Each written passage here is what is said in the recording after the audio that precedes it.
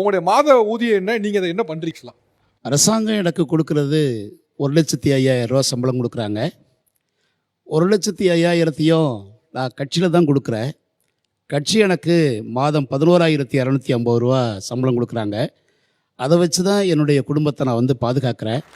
காரணம் என்னன்னு சொன்னால், நான் சட்டப்பேரவை உறுப்பினராக தேர்வு பண்ணுறதுக்கு யாருக்கும் நான் குவார்ட்டர் வாங்கி கொடுக்கல, பிரியாணி வாங்கி கொடுக்கல, பரிசு பொருட்கள் கொடுக்கல, ஓட்டுக்கு காசு கொடுக்கல.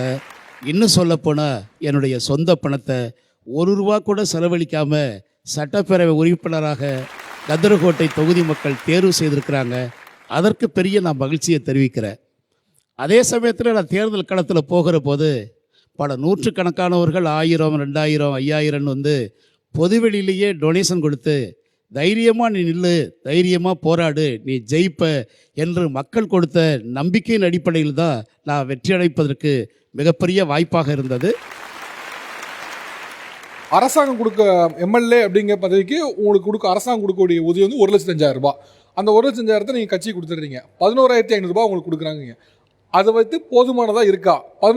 நீங்கள் உங்களுக்கு புரிஞ்சுக்க முடியுது, உங்கள் மனைவியோ இல்லை மற்றவங்களோ என்ன சொல்கிறாங்க இதை பற்றி? 1,00,000 ரூபா வருது, 1,00,000 ரூபாயும் கொடுத்துட்றீங்க, 11,000 வச்சு குடும்பம் நடத்தணுங்கிறத மனைவி என்ன சொல்கிறாங்க, உற்ற உறவினர்கள் என்ன சொல்கிறாங்க? உங்களுக்கு 11,000 ரூபா போதுமானதாக இருக்கா?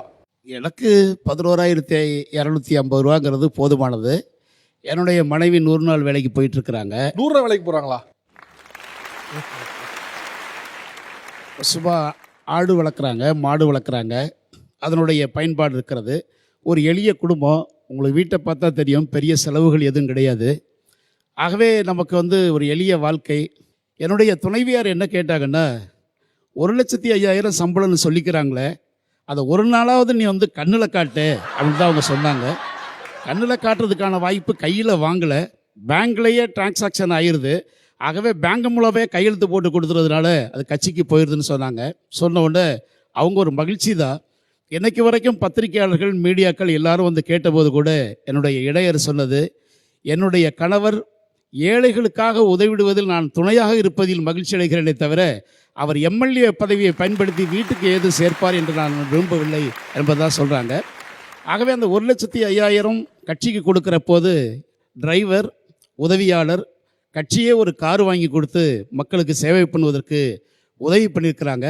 என்னைய விட என்னுடைய டிரைவருக்கு சம்பளம் அதிகம், என்னைய விட என்னுடைய உதவியாளருக்கு சம்பளம் அதிகம் கட்சி கொடுக்கிறது. அதை நான் மகிழ்ச்சியோடு ஏற்றுக்கொண்டு தான் 11,250 வைத்து என்னுடைய துணைவியார் சிறுக சிறுக கிடைக்கிற உதவிகளை வைத்து ஒரு எளிய வாழ்க்கை. நான் சட்டப்பேரவையில் பேசுகிற போது கூட என்ன சொன்னேன்னா, அந்தியோதயா அன்னை யோஜனா திட்டத்தில் மாதம் 35 கிலோ அரிசி வாங்குகிற ஒரு ஏழை குடும்பத்தை சார்ந்தவன் ஒரு 100 ஆண்டு பாரம்பரியம் கொண்ட சட்டப்பேரவைக்குள் வந்திருப்பதை நான் மகிழ்ச்சியோடு பார்க்கிறேன் என்று தான் தெரிவித்தேன். பொதுவாக சிறப்பு விருந்தினர்கள் அப்படின்னா வந்து ஃப்ளைட்லேயோ இல்லை இதுலையோ வந்து நம்ம வந்து பார்ப்பாங்க, தண்ணி காரில் வரதை பார்ப்போம். இப்போ அவர் ஊர்லேருந்து எப்படி வந்தார் அப்படின்னா, ஊர்லேருந்து ட்ரெயின் பிடிச்சி சென்னை வந்துட்டு, சென்னையிலேருந்து அரசு பஸ்ஸை பிடிச்சி கவர்மெண்ட் எம்எல்ஏ ஹாஸ்டலுக்கு போய் தங்கிட்டு அங்கேருந்து கார் வச்சு நிகழ்வுக்கு வந்தார். பொதுவாக ஒரு பக்கத்துலேருந்து ஒரு ஊருக்கே போகும்போது ஒரு எம்எல்ஏ வரும்போது அவர் ஒரு காரு, பின்னால் அவர் உதவியாளருக்கு ஒரு காருன்னு பார்த்துட்டு இருந்த இடத்துல யூஸ் பண்ணது ரெண்டுமே அரசு சேவை தான். மேலே பெரிய விஷயம் சார். தேங்க்யூ. நன்றி சார். நன்றி சார்.